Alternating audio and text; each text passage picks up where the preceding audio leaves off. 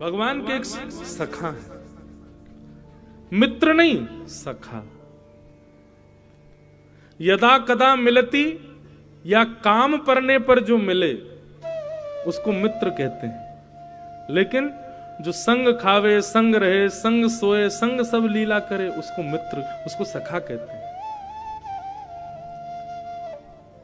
मित्र और सखा में अंतर है। आजकल दुनिया में आपके मित्र बनते हैं, सखा नहीं बनते लोग। मित्र,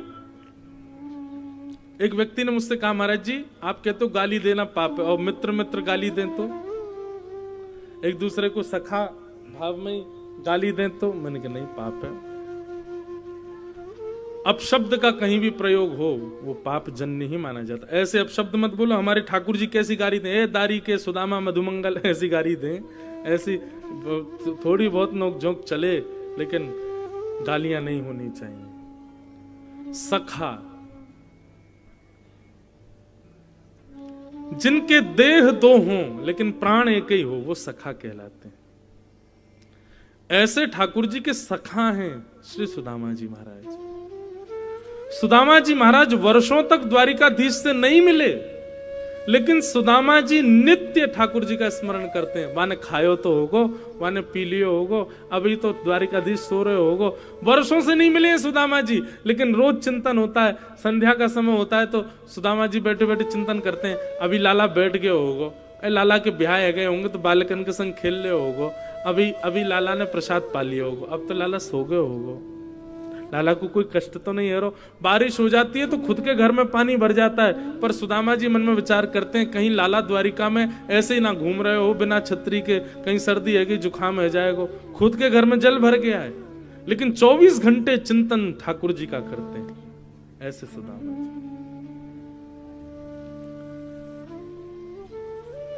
ऐसा नहीं है बंधुओं की ये प्रेम हम लोगों के अंदर नहीं है, पर हमारा प्रेम अपने ही संसार के लोगों से होता है, उन लोगों से जो मिथ्या हैं, जो प्रेम करना जानते नहीं।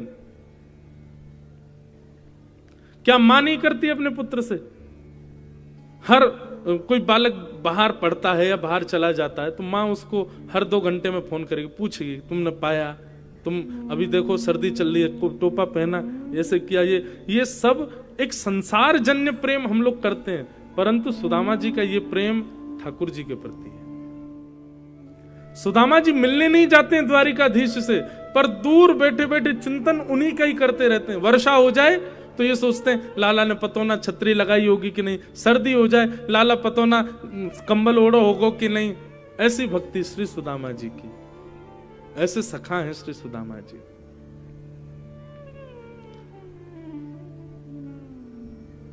सुदामा जी महाराज बड़े दीन हैं, घर में धन नहीं है, इतने छिद्र हो गए छत पर कि वर्षा होती है तो कमर कमर तक जल भर जाता है घर में। भोजन करने के लिए अन्न नहीं है, सामग्री नहीं है घर में, लेकिन फिर भी कभी द्वारिकाधीश से मिलने के लिए इसलिए नहीं जाते कि मेरी दरिद्रता देख करके, मेरी दीनहीनता देख करके, मेरी श्रीहीनता देख करके द्वारिकाधीश को ये ना लगे कुछ मांगने आया इसको कुछ दे दो, इसलिए नहीं जाते कभी। व्यक्ति का स्वभाव होता है, बड़े लोगों से जैसे उसके संबंध बन जाते हैं ना, सब जगह प्रचार करता है कि ये मेरे संबंधी हैं। राजनेता या कोई विशिष्ट व्यक्ति के संग फोटो खिंचवाने की होड़ लगी रहती है, क्यों? अपने घर में लगाएंगे ताकि सबको दिखे कि अरे ये तो इसके सगे हैं। पर सुदामा जी कभी अपनी पत्नी को भी नहीं बताते कि द्वारिकाधीश मेरे मित्र हैं, मेरे सखा। प्रेम को बंधुओं जितना गोपनीय रखोगे प्रेम उतना बढ़ेगा, और धन को जितना गोपनीय रखोगे उतना घटेगा। इसलिए धन को प्रवाहित करो और प्रेम को जितना हो सके छुपाओ। और सबसे बड़ी बात है, संसार के प्रेम को प्रकट करो, कोई आपत्ति नहीं, लेकिन आपका जो ठाकुर जी से प्रीति प्रेम है उसको छुपाओ, उसको प्रकट मत करो। सुदामा जी अप्रकट भक्ति के आचार्य हैं, कभी नहीं बताते। एक दिन भगवान ने अनुग्रह किया और एक नन्हे से, एक दीनहीन से ब्राह्मण के रूप में सुदामा जी के घर पहुंच गए। और सुदामा जी की पत्नी सुशीला ने जैसी देखा ब्राह्मण आए हैं द्वार पर, तो सुशीला बोली, भगवान हमारे घर में देने को कुछ नहीं है, आप कहीं और चले जाओ। भगवान बोले, क्यों? हमको आपसे भिक्षा चाहिए, ब्राह्मण बन के आए ठाकुर जी। तो सुदामा जी की पत्नी ने एक ऐसा उत्तर दिया, वो क्या कहती हैं? वो कहती हैं कि मेरे घर में सोवर है, मैंने एक संतान को जन्म दिया है, अभी हमारा घर पवित्र नहीं है, आप अभी हमारे यहाँ की सामग्री नहीं ले पाओगे। ठाकुर जी बोले, इनके तो कोई संतान अभी हुई नहीं, ये ऐसे क्यों बोल रही हैं? ब्राह्मण बन के आए थे, भगवान बोले अच्छा तो 3-4 दिन बाद सोवर उठ जाएगा तब आ जाऊं? सुदामा जी की पत्नी बोली, नहीं, हमने दरिद्र पुत्र को जन्म दिया है, उसका सोवर जीवन पर्यंत रहेगा। दरिद्र पुत्र को जन्म दिया है मैंने, मतलब कह रही है कि पुत्र को जन्म, वो कहना ऐसा चाहती है कि हमारे घर में दरिद्रता है, श्रीहीनता है, देने के लिए कुछ नहीं, और ये जीवन पर्यंत रहेगा, इसलिए आप कभी मत आना मांगना। तब भगवान जो ब्राह्मण के रूप में गए थे, उन्होंने कहा, अरे सुशीला, तुम बड़ी भोली हो, तुमको नहीं पता, द्वारिकाधीश को जानती हो?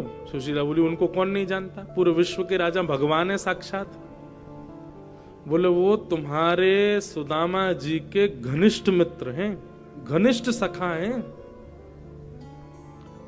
इतने घनिष्ठ सखा हैं और तुमको विश्वास नहीं होता तो अपने पति के सामने जाकर के केवल द्वारिकाधीश का नाम ले देना, देख लेना, उनके चेहरे का हाव भाव ही बता देगा, उन्होंने तुमसे छुपाया है आज तक।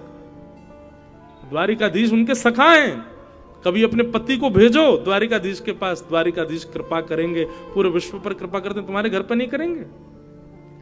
ये योजना भगवान ने बनाई थी, सुशीला के मन में कोई बात थोड़ी थी, भगवान ही ब्राह्मण के रूप में आए और आकर के सुशीला को ये बात बता के गए। सुशीला बोली, अच्छा। ब्राह्मण तो चले गए, सुशीला अंदर बैठी थी, सुदामा जी महाराज नाम जप कर रहे थे। सुशीला ने कहा, सुनिए पतिदेव, एक जरूरी बात करनी है। सुदामा जी इशारा करने लगे, भी नाम जप चल रहा है, थोड़ी देर रुक जा। बोले, आप थोड़ी देर बाद नाम जप कर लेना, मेरी बात सुन लीजिए। सुदामा जी नाम जप करने लगे। अचानक सुशीला ने कहा, मुझे आपके और द्वारिकाधीश के सख्य के बारे में पता चल गया है।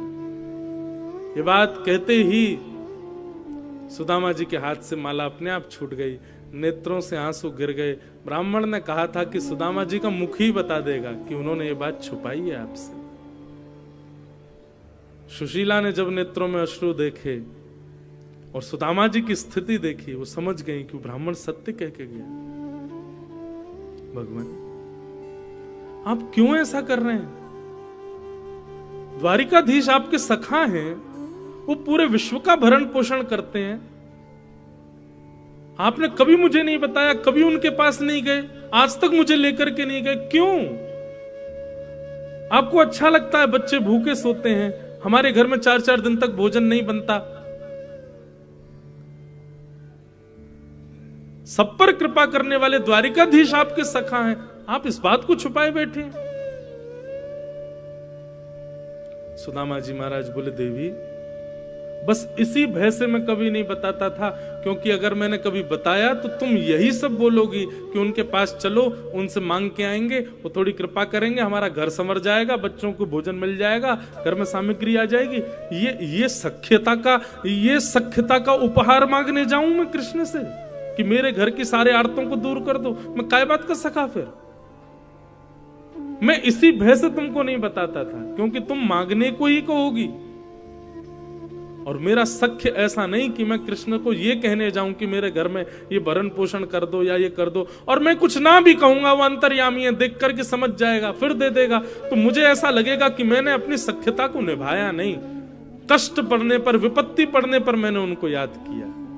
मैं विपत्ति सह लूंगा, कष्ट सह लूंगा, लेकिन मेरी दरिद्रता को वो पूर्ण करे, आकर के मेरे आर्तों को पूर्ण करे, इसलिए मैं उनके पास नहीं जाऊंगा, और इसलिए मैं किसी को बताऊंगा भी नहीं कि वो मेरे सखा हैं। मुझे इतनी कामना नहीं है उनसे। संसार में बंधुओं, कोई भी ऐसा व्यक्ति है जो आप श्रेष्ठ हो गए हो और आपसे बिना किसी कारण से जुड़ा हो, नहीं, सबका कारण है।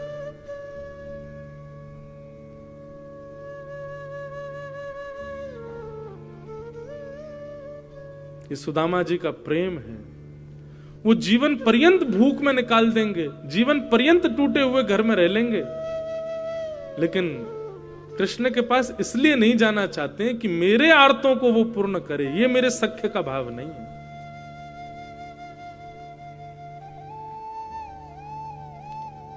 आज द्वारिकाधीश यानी सोने की नगरी में रहते हैं। द्वारिकाधीश के बच्चे यदि 56 भोग पाते हैं तो ये सुदामा जी की देन है द्वारिकाधीश को। कैसे? जब दोनों कृष्ण और सुदामा विद्यालय में पढ़ते थे, एक दिन भृगु ऋषि भिक्षा मांगने के लिए पधारे। गुरु मां ने उसी समय 2 पोटलियों में चने रखे थे। लोग कहते हैं कृष्ण ने श्राप दिया था सुदामा को कि मेरे हिस्से का चना खा गया तो दरिद्र हो जाएगा। पूरी कथा सुनिए, मैं सुनाता हूं अपनी कथाओं में। भृगु ऋषि भिक्षा मांगने के लिए आए। ब्राह्मणी से आकर के कहा भिक्षाम देहि माते। ब्राह्मणी ने सोचा मन में, ये तो ऋषि हैं, कहीं और भी भिक्षा मिल जाएगी तो चल जाएगा। अब विद्यालय में इतनी सामग्री नहीं है, 2 पोटलियां चने की हैं, वो भी कृष्ण सुदामा के लिए, वो भी इनको दे दूंगी तो बच्चे बेचारे वन में क्या खाएंगे? पुष्प तोड़ने के लिए वन में जा रहे हैं। और गुरु मां ने निवेदन कर दिया, भगवान आप फिर कभी आ जाना, अभी तो हमारे पास देने को कुछ नहीं है। भृगु ऋषि थोड़ी दूर गए, जाकर के नेत्र बंद करके देखा इतने बड़े गुरुकुल में हमको देने के लिए भिक्षा नहीं है।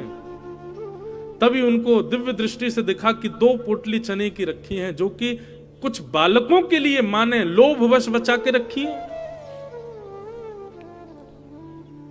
श्राप दे दिया भृगु ऋषि ने, मां जिन बालकों के लोभ में आकर के तुमने, मोह में आकर के मुझे भिक्षा देने से मना किया है ना, मैं श्राप देता हूं, इन चनों को वो बालक खाएंगे, इन चनों को खाते ही वो श्रीहीन हो जाएंगे, लक्ष्मी चली जाएगी उनके घर से। सुदामा जी वहीं एक वृक्ष के नीचे बैठ करके तुलसी तोड़ रहे थे और सुदामा जी ने यह श्राप सुन लिया कि भृगु ऋषि ने श्राप दिया है, उन चनों को जो पाएगा वो श्रीहीन हो जाएगा। दौड़ करके आए, देखा कि कहां है चने, किसके लिए चने। तभी जैसे ही सुदामा जी आए दौड़ते हुए, हाँफते हुए, तुरंत मां ने आकर के, सुदामा मैं तुझे ही ढूंढ रही थी, ये ले, ये चने की पोटली है, ये एक तेरी कन्हैया की है और उसको खिला देना। मैंने उसको भी बता दिया है, तुम दोनों वन में जा रहे हो लकड़ी तोड़ने के लिए, आदि सब सामग्री लेने, प्रेम से पा लेना। इतने में ठाकुर जी भी आ गए। हाँ सुदामा जी आप धल लो, प्रेम से पाएंगे वन में। अब सुदामा जी कुछ कहते तो मन में विचार करते, यदि मैंने बता दिया तो ये पोटलियां फिकवा दी जाएंगी, फिकवा दी जाएंगी तो अंकुरित हो जाएंगे, अंकुरित होकर कोई और खाएगा, वो श्रीहीन हो जाएगा। और कृष्ण के पक्ष के भी चने इसमें हैं। सुदामा जी ने मन में विचार किया, आज अपने सखा को सख्यता का उपहार देने का दिन आया है। और वन में जैसे सुदामा जी और कृष्ण गए, एक ऊंचे वृक्ष की डाल देख करके सुदामा जी समझ गए, बोले कन्हैया वृक्ष में चढ़ने में बड़ा ढीला है, देरी से चढ़ पाता है। सुदामा जी बड़े निपुण हैं। एक ऊंचे वृक्ष को देख करके सुदामा जी दौड़ करके उसके ऊपर चढ़ गए, जाकर के डाल पर बैठ गए। ठाकुर जी धीरे धीरे चढ़ रहे थे नीचे से, इतने में सुदामा जी ने पोटलियां खोली और लेकर के चने भरने लगे मुख के अंदर। ठाकुर जी ने चढ़ते चढ़ते देखा, ए सुदामा अकेलो खा रहा हो, एक पोटली मेरी है, वो धर लियो बचा के, मैं आ रहा हूं ऊपर, बहुत तेज भूख लगी है, मैं भी पाऊंगा। सुदामा जी मन में विचार करने लगे, लाला तू सदा प्रसन्न रहे, लक्ष्मी में खेले, लक्ष्मी तेरी पत्नी बने, तू सदा, तेरे जीवन में कोई कष्ट संकट नहीं आवे, मेरे बट की भी लक्ष्मी तेरे पास आ जाए, ऐसा मेरा उपहार है तुमको। और ठाकुर जी के पक्ष के चने भी ठाकुर जी देखते रह गए, सुदामा जी सब पा गए। भगवान भले ही नाराज हुए, भगवान भले ही सुदामा जी से रूठ गए, भगवान ने भले ही कुछ अपशब्द कहे, पर सुदामा जी ने ठाकुर जी को गले से लगा लिया बोले लाला तू बस सदा खुश रही हो, तू सदा प्रसन्न रही हो, तेरे जीवन में कोई कष्ट नहीं आवे, बस ये मेरी मंत्रणा है। बोले काय बात की मंत्रणा तेरी, तू मेरे पक्ष के चना खा गए हो और यूं कह रहे हो कि मैं सुखी रहूं। सुदामा जी रोने लगे, कैसे बताऊं श्याम सुंदर। कुछ दिनों के बाद विद्यालय छूट गया और ठाकुर जी मथुरा चले गए, सुदामा जी वापस अपने स्थान को चले गए। धीरे धीरे धीरे सुदामा जी के घर की सब श्री चली गई, श्रीहीन हो गए। सब दुखी होते हैं पर सुदामा जी दुखी नहीं होते। क्यों? क्योंकि सुदामा जी को पता है मेरी जितनी श्री है वो सब जा कहां रही है, बोले ठाकुर जी के पास जा रही है, ये मैंने उपहार दिया है। कभी कभी मैं मन में विचार करता हूं, कह भी देता हूं कथा में कि द्वारिकाधीश लक्ष्मीपति हैं, द्वारिकाधीश द्वारिका के राजा हैं, पर पूरी द्वारिका सोने की जो है ना, ये पूरी द्वारिका में जो सोना है ये सुदामा जी की भेंट है द्वारिकाधीश को। ये सुदामा जी के पक्ष की लक्ष्मी है द्वारिकाधीश के पास। ऐसे सखा हैं श्री सुदामा जी। आज पत्नी ने सौगंध दे दी, बोले तुमको जाना पड़ेगा द्वारिकाधीश के पास, जाओ, मेरी सौगंध है तुम्हें। सुदामा जी तो नहीं चाहते थे कि इस भाव से जाऊं कि कुछ दें, लेकिन पत्नी ने सौगंध दी तो सुदामा जी एक पोटली लेकर के आई थी, वो लेकर के चलने लगे द्वारिका की ओर। रास्ता भटक गए, चलते चलते महीनों लग गए। तब एक नदी के किनारे सोए, परंतु जब उठे तो द्वारिकापुरी पहुंच गए थे। जय श्री कृष्ण नाम की ध्वनि चारों ओर गूंज रही थी। सुदामा जी ने पूछा, भैया ये कौन सी नगरी है, हम तो कहीं नदी किनारे सोए थे, यहां कैसे पहुंच गए? तो किसी ने बताया, बोले भगवान ये द्वारिकापुरी है, द्वारिकाधीश की नगरी द्वारिकापुरी है। द्वारिकापुरी का नाम सुनते सुदामा जी तो नाचने लगे, नृत्य करने लगे, आनंदित हो। अब कन्हैया नहीं भी मिलेगो तो भी मेरो मन राजी रहेगो। क्यों? मैं द्वारिका तो पहुंच गयो, शायद इन्हीं मार्गन पे कन्हैया घूमता होगो, इन्हीं रस्तान ते जाता होगो, इन्हीं लोगन ते मिलता होगो, इन सबन ते मैं मिल लियो, मेरो मन तो शांत है गयो, चलूं वापस, बस मेरो काम तो है गयो। इतने में ही संतोष करके वापस जाने को तैयार हुए, तभी मन में विचार किया, एक बार कन्हैया की झलक तो देख चलूं, दिखे कैसो। सुदामा जी मुख्य द्वार पर पहुंचे और द्वार पर जाके द्वारपालों से कहा कि भैया हम द्वारिकाधीश का दर्शन करने आए हैं, पर हमें पता है बहुत व्यस्तता होगी, बहुत लोग उनके दर्शन को आते हैं, आप एक काम कर दो, बस इतनी बड़ी द्वारिका की ये महल है, कोई अटारी ऐसी हो, कोई खिड़की ऐसी हो, कोई झरोको ऐसा हो जहां से कन्हैया दिख जाए, मैं वहीं से देख करके चलो जाऊंगा वापस। मैं बचपन को सखाऊं द्वारिकाधीश को, मेरा नाम सुदामा है, आपने कोई योजना बनाओ। द्वारपाल बोले आप लोग विराजो, हम अभी देख करके आते हैं। और द्वारपालों ने जाकर के द्वारिकाधीश को बताया, द्वार पर एक दीनहीन सा ब्राह्मण आया है, उसकी एक एक हड्डी गिनी जा सकती है, तन के वस्त्र फटे हुए हैं, पैरों में छाले पड़े, लगता है बहुत दूर से चल के आया है, पर उसके मस्तिष्क का तेज बताता है त्रिकाल संध्या करता होगा ब्राह्मण, पर स्थिति बताती है कि ज्यादा धनवान नहीं है। अपने आप को आपको बचपन का मित्र बता रहा है और उसने अपना नाम सुदामा बताया है।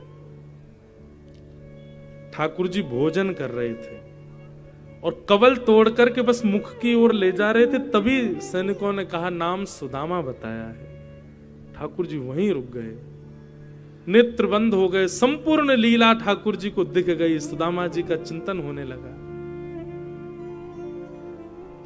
भगवान बोले सुदामा जी आए? बोले जी।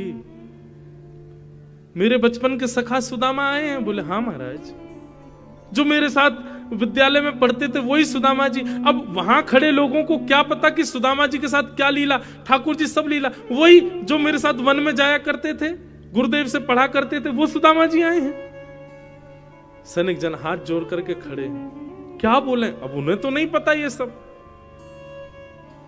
ठाकुर जी कह रहे हैं मेरे मित्र सुदामा, सखा सुदामा आए और तुम उनको बाहर छोड़ आए, बाहर द्वार पर ही वे खड़े हैं, उनको भीतर नहीं लाए। भगवान आप प्रसाद पा रहे थे, इसलिए हमने कहा आप थोड़ी देर बैठो। ठाकुर जी ने थाली दूर की, वहीं सिंहासन से कूदे ठाकुर जी, मुकुट गिर गया, ठाकुर जी की मालाएं टूट टूट करके गिर रही हैं, ठाकुर जी की कौंधनी टूट करके गिर रही है, बाजूबंद हाथ के कड़े सब निकलते जा रहे हैं और ठाकुर जी दौड़ रहे हैं मुख्य द्वार की ओर। सेनापति, महामंत्री, 16,100 राजकुमारियां, बड़े बड़े राजा सब ठाकुर जी के पीछे दौड़ रहे हैं। भगवान एक बेड़ी, दूसरी बेड़ी, तीसरी बेड़ी पार करते हुए मुख्य द्वार पर जा रहे हैं। नेत्रों से विरल अश्रुधार गिर रही है, मेरे सखा सुदामा आए हैं। द्वारिका में हाहाकार मच गया, ऐसा कौन आया है जिसके लिए द्वारिकाधीश भोजन छोड़ के भागे। द्वार पर देखा, दीनहीन से पतले दुबले, जगह जगह से वस्त्र फटे हैं, सुदामा जी खड़े हैं, पैरों से रक्त निकल रहा है, छाले पड़ गए हैं पैरों में, होठ सूख गए हैं, जल भी नहीं पिया है 4 दिन से। ठाकुर जी ने जैसे ही देखा सुदामा को, भगवान तो मानो जैसे टूट गए, दौड़ करके गए और जाकर के सुदामा जी को अपने अंक में भर लिया। एक क्षण के लिए तो मानो ऐसा लगा सुदामा जी भगवान के चिन्मय रूप में ही विलीन हो गए हों, अपने अंक में भर लिया। सुदामा जी ने ठाकुर जी को गले से लगा लिया। सुदामा जी को नेत्र खोल के थोड़ी शर्म आ रही है, चारों तरफ बड़े बड़े राजघराने के लोग देख रहे हैं, सुदामा जी की दीनहीन सी अवस्था है, तन भी ऐसा विचित्र है, चलते चलते बहुत पसीना आया है, उसकी गंध भी आ रही है, और ठाकुर जी का ऐसा चिन्मय रूप, मधुर सुगंधी चंदन की, और ऐसे लिपट गए ठाकुर जी, बिल्कुल संकोच नहीं कर रहे हैं।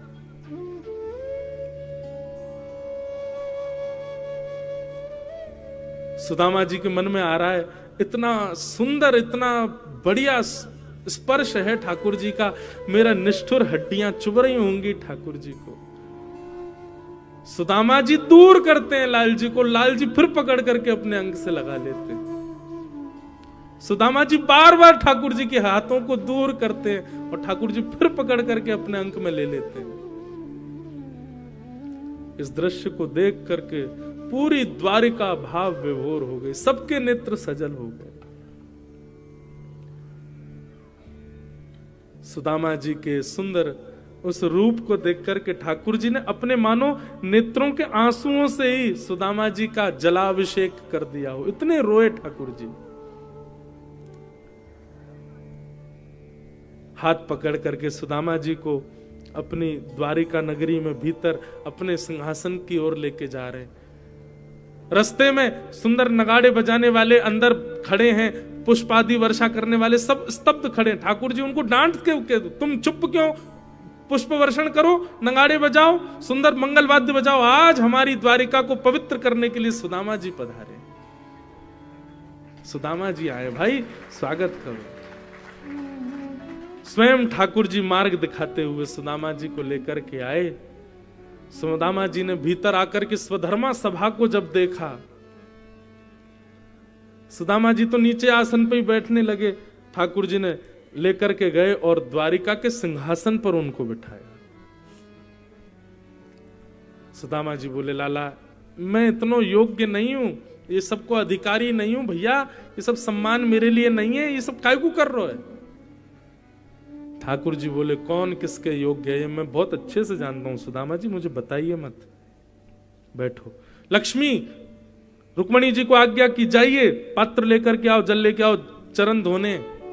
सुदामा जी बोले, लाला तेरे हाथ जोड़ूं, चरण मत धो। बोले नहीं नहीं, चुपचाप बैठे रहो, और ज्यादा बोलोगे तो मुंह पे अभी पट्टा बांध दूंगा आपके, चुपचाप बैठे रहो, जो कर रहा हूं करने दो, बहुत दिन बाद हाथ पड़े हो मेरे।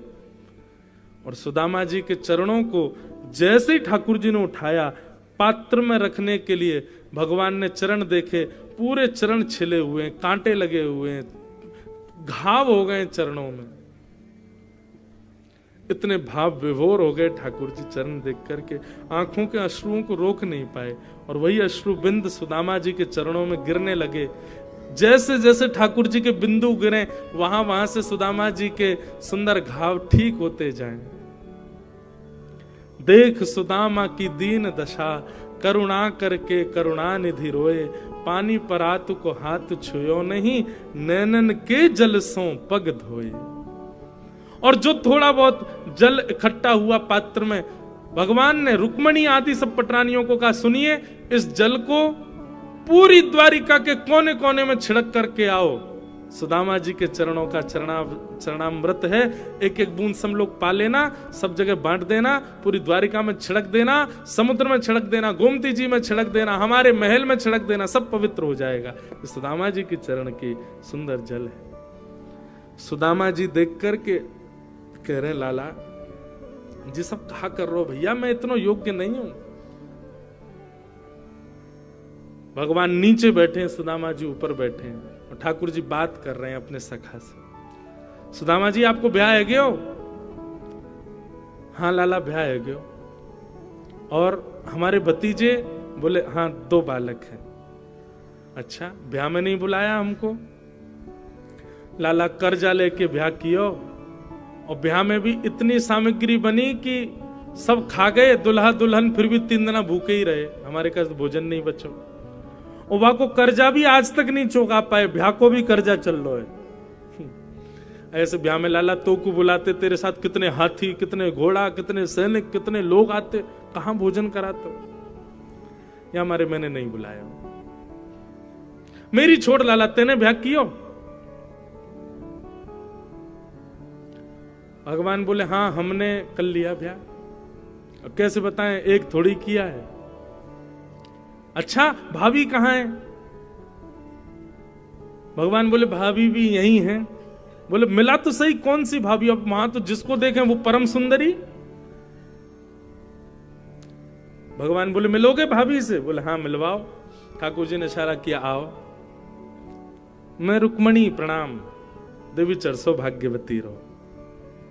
मैं जाम्बती प्रणाम, देवी चरसो भाग्यवती रहो। मैं सत्यभामा प्रणाम, देवी चरसो भाग्यवती रहो। मैं कालिंदी यमुना प्रणाम, देवी चरसो भाग्यवती रहो।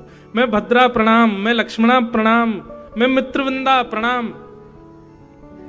500 पत्नियां भगवान की प्रणाम कर गई सुदामा जी। सुदामा जी बोले लाला कोई तकिया दे दे, हाथ थक गो मेरो ने, यहाँ नीचे धर दे मेरो हाथ, तो लगे ने का देर में गिर जाएगो का।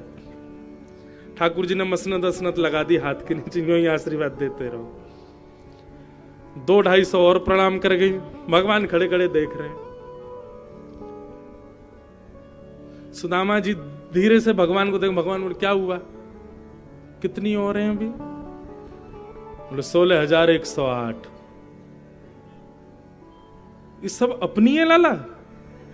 भगवान बोले तो और क्या, पड़ोस की है, सब अपनी है।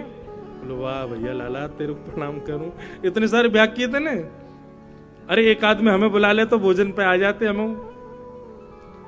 लाला मैं तो थक गो, अभी कितनी है गई? बोले अभी 600 हुई हैं, अभी तो 16,108, 1000 भी नहीं हुई हैं।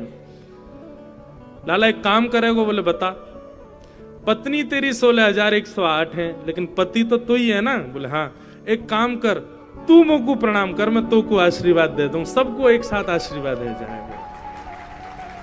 और 16,108 पत्नियों के सामने जगत नियंता, जगदाधार, त्रिलोकीनाथ, जगन्नाथ, द्वारिकाधीश दंडवत प्रणाम कर रहे हैं और सुदामा जी दोनों भुजाओं से आशीर्वाद दे रहे हैं। सबके नेत्र सजल हो गए ये दृश्य देख करके। सुदामा जी ने हृदय से लगा लिया ठाकुर जी को। भाभी ने मेरे लिए क्या भेजा सुदामा जी? ठाकुर जी अब सुदामा जी पोटली छुपाने लगे। बोले कि अब ये सब बड़ी बड़ी राजघराने की सब कन्या, इनके सामने फटी हुई पोटली क्या दिखाऊं?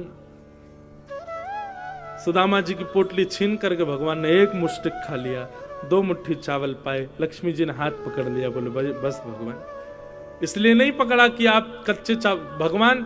अच्छा एक बात बताएं, भागवत में ऐसा वर्णन है, ठाकुर जी सुदामा जी चावल नहीं चिवड़ा लेकर के गए भगवान के लिए।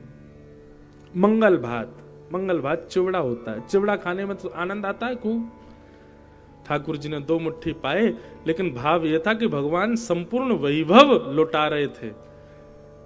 मैं इंद्र का संपूर्ण वैभव सुदामा जी को देता हूं, मैं विश्व के सारी सुख संपत्ति सुदामा जी को देता हूं। 2 मुट्ठी चावल में ये वरदान दे चुके थे ठाकुर जी। लेकिन ठाकुर जी अब कहने वाले थे कि मैं लक्ष्मी को सुदामा की दासी बनाता हूं। तभी रुक्मणी जी ने हाथ पकड़ लिया। बोले भगवान मैं आपकी ही रहूंगी, मैं कहीं नहीं जाऊंगी। ये तीसरा मुट्ठी नहीं पाई है। तब भगवान ने 2 मुष्टिक चावल पाए। फिर उसके बाद सुदामा जी ज्यादा दिन द्वारिका रुके नहीं, वापस चले गए। सुदामा जी लौट करके गए तो देखा सुंदर भवन खड़े हैं, महल खड़े, अटारियां, आहा सोने की नगरी पूरी। सुदामा जी बोले भैया ये क्या है? सुदामा मंदिर देख डरे, यहां तो हती मेरी छोटी सी झुपड़िया, अब कंचन महल खड़े। सुदामा जी ने पत्नी से कहा देवी सोने की बनाओ रोटी, चांदी की बनाओ दाल और हीरा की बनाओ चटनी, प्रेम से पाओ। हम तो जा रहे हैं वन में, भजन करेंगे ठाकुर जी का। क्योंकि एक बात बंधुओं याद रखना, बहुत व्यवस्थाओं में रहने वाला व्यक्ति भगवत भजन नहीं कर सकता। जो बहुत व्यवस्थाओं में रहता है वो अनुष्ठान कर लेगा, वो पूजा कर लेगा, वो ठाकुर जी के दिव्य दिव्य मंगल मनोरथ कर लेगा, लेकिन साधना और ध्यान और नाम जप ये व्यवस्थाओं में रहने वाला नहीं कर पाएगा। सुदामा जी वन की ओर जाने लगे, इतने में ही भगवान प्रकट हो गए और सुदामा जी से बोले अगर संपत्ति मेरे द्वारा प्राप्त हुई है और संपत्ति का सर्व फल मैं ही हूं, क्योंकि सुदामा जी आप कुछ भी अपने लिए नहीं करोगे, आप जो कुछ भी करोगे, आप वस्त्र भी पहनोगे तो उसमें भी मेरा ही स्मरण करोगे, इसलिए आपकी हर स्थिति के अंत में स्मरण मैं ही हूं, इसलिए संपत्ति आपकी बुद्धि विकृत नहीं करेगी, आप रहो। सुदामा जी बोले एक वचन पर रहूंगा। बोले क्या? तुम हमारे संग रहो। तब द्वारिकाधीश बोले ठीक है, एक रूप से मैं सुदामा जी आपके भवन में ही रहूंगा। तब सुदामा जी ने उस संपत्ति को स्वीकार किया और भगवान का अनुग्रह हुआ। बोलो भक्तवत्सल भगवान की। इस प्रकार सुदामा जी का मंगल चरित्र सुनाया गया, उनको हम बारंबार प्रणाम करते हैं।